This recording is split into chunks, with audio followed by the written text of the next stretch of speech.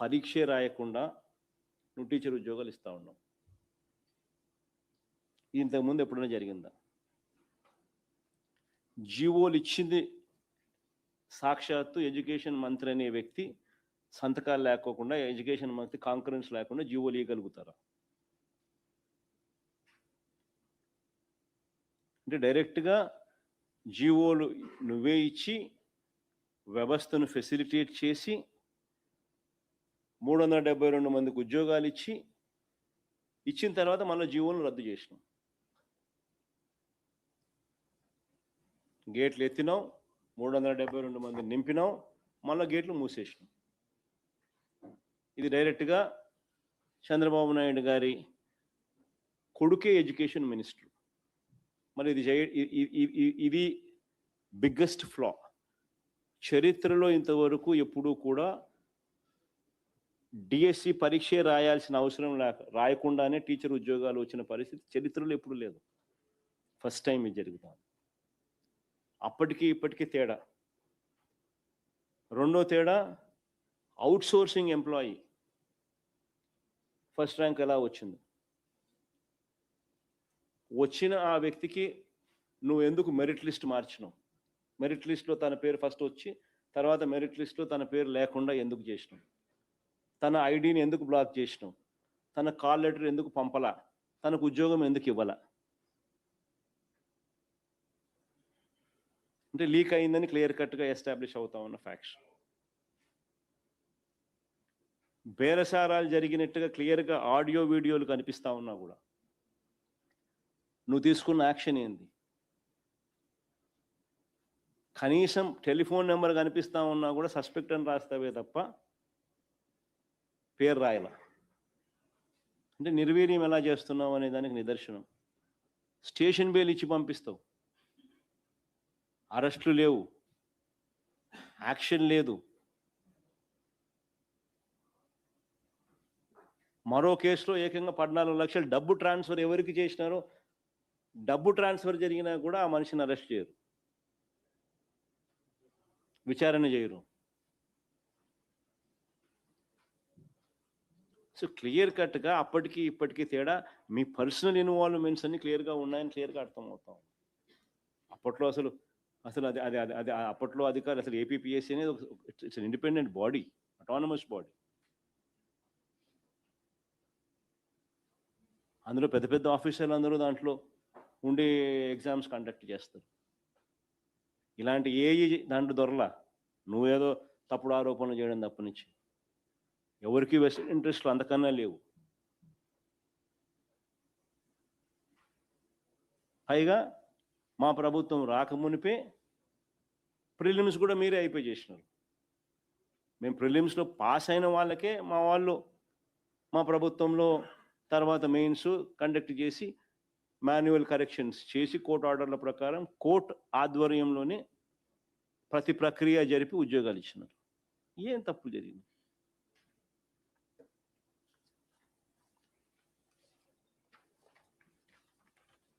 Basically ఈ రెండు విషయాలు ఈరోజు సుదీర్ఘంగా చెప్పడం జరిగింది.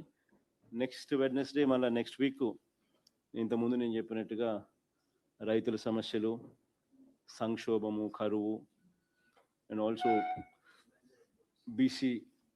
బీసీలకు సంబంధించి ఎవరు ఏం చేసినారు, బీసీల రిజర్వేషన్లకు సంబంధించి అంశాలు, ప్లస్ పోలీసుల చేతనే డైరెక్ట్గా దగ్గరుండి గంజాయి అమ్మిస్తూ ఉన్న పరిస్థితి, రాష్ట్రం మొత్తం గంజాయి ఆంధ్రప్రదేశ్గా ఎలా మారిపోయింది, ఈరోజు ఏ రకంగా ప్రతి ఊరి చివర ప్రతి ఊర్లోకి గంజాయి పాకింది.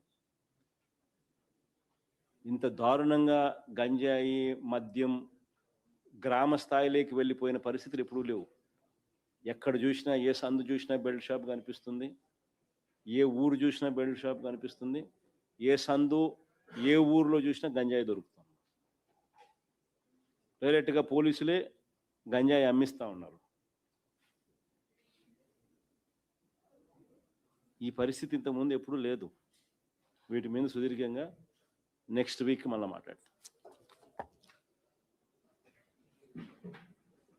సార్, ఈ మెగా డిఎస్సి అంశానికి సంబంధించి మీరు సిబిఐ ఎంక్వైరీ కోసం ప్రభుత్వాన్ని ఎన్నిసార్లు డిమాండ్ చేస్తా ఉన్నా ప్రభుత్వం నుంచి సానుకూల స్పందన రావట్లేదు. సో మీరేమైనా డైరెక్ట్గా సిబిఐకి లేఖ రాయటం కానీ లేకపోతే ఈ ఆధారాలు సమర్పించడం కానీ మెగా డిఎస్సి విషయంలో మీరు సిబిఐ ఎంక్వైరీ కోసం చాలా రోజులుగా పోరాటం చేస్తూ ఉన్నారు. బట్ ప్రభుత్వం ఈ విషయంలో స్పందించడం లేదు కదా. మీరే డైరెక్ట్గా ఏమైనా సిబిఐకి లేఖ రాయటం కానీ లేదంటే ఈ ఆధారాలు అందించడం కానీ ఎట్లాంటి ఆలోచన చేస్తూ ఉన్నారు సార్?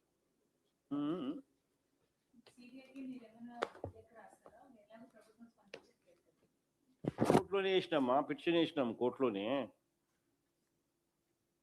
కోర్టులో పిటిషన్ ఉంది సిబిఐ ఎంక్వైరీ వేయాలని చెప్పి. జరుగుతూ ఉంది ఒక పిటిషన్ కూడా. అసలు నిజంగా నీకు చిత్తశుద్ధి ఉంటే నీకు ఛాలెంజ్ విసురుతున్నా కదా నేను. రెడీనా, నేను రెడీ, నువ్వు రెడీనా అంటున్నాను కదా నేను. 2 ఇష్యూస్ సిబిఐకి పంపిద్దామని చెప్పి ఛాలెంజ్ తీసుకునేది లేదు, రెడీ తీసుకోమని చెప్పు. That is what we been calling for. మన తరపు నుంచి కూడా మన ఎంపీలతో రిప్రజెంటేషన్ ఆల్రెడీ పంపించినాము, ప్రధానమంత్రికి రాసినాము. దీని మీద సిబిఐ ఎంక్వైరీ వేయాలా అని చెప్పి ఏపీ డిఎస్సి మీద. ఆ కాపీ కూడా మీకు పంపిస్తా ఒకసారి చూడండి, ఒకసారి మీరు కూడా ఒకసారి కాపీ పంపించినాం. ఒకసారి డిఎస్సి రాసిన మనం డిఎస్సి విషయంగా మన ప్రధానికి, హోంమంత్రికి అందరికీ రిప్రజెంట్ చేసినాం. మన ఎంపీలు పోయి ఇచ్చినారు. కాపీ కూడా మీకు కూడా ఇస్తారు, తీసుకోండి ఒకసారి. Sir, recently the Chief Minister said fiscal deficit is a myth. What are your reflections on that? Because when you take debt and run the state, you will run into fiscal deficit. So if it is a myth, what are your reflections? You should ask you should question the IQ of the Chief Minister. If someone being in the Chief Minister's post says that fiscal deficit is a myth, then what kind of IQ does he have? Sir, what kind of IQ is that? సరే, ఈ నెల 20 నుంచి ఉద్యోగులంతా రోడ్లు ఎక్కుతామన్నారు. గత 2.5 సంవత్సరాల నుంచి చాలా ఇబ్బందులు పడుతున్నాం. కరోనా లాంటి సమయంలో కూడాను మనం ఎప్పుడు ఇబ్బంది పడలేదు. ఆత్మగౌరవం దెబ్బతినేలాగా ఈ ప్రభుత్వం వ్యవహరిస్తున్నారు. ఉద్యోగస్తులకు అన్ని రకాలుగా చంద్రబాబు నాయుడు గారు మోసం చేసినారు.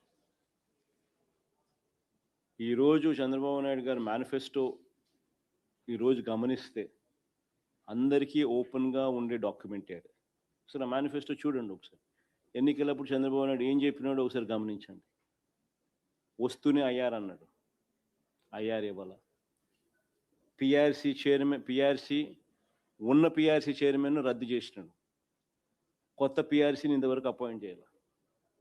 అపాయింట్ చేస్తే రికమెండేషన్ వస్తే జీతాలు పెంచాల్సి వస్తుందని చెప్పి అది కూడా రద్దు చేసినాడు.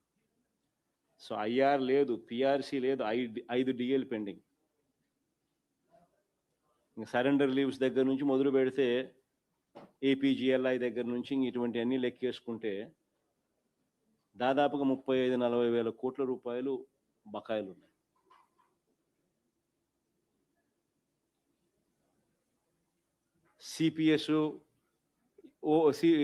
సిపిఎస్ను కూడా తీసేస్తాను అని చెప్పిన హామీ కూడా, అది కూడా